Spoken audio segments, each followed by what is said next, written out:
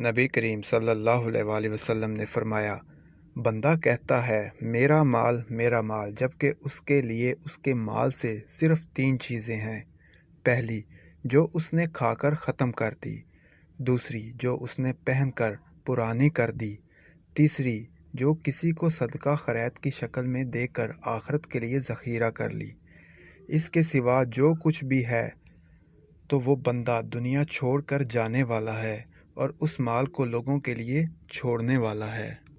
محمد صلی اللہ علیہ وسلم نے ارشاد فرمایا، سخت تکلیف میں بھی کوئی موت کی تمنا نہ کرے، اور اگر کوئی چارہ نہ بچے تو یوں دعا کرے، اللہ مجھے تب تک زندہ رکھ جب تک میرے زندہ رہنا بہتر ہو، اور جب موت بہتر ہو تو اس وقت مجھے موت عطا کر۔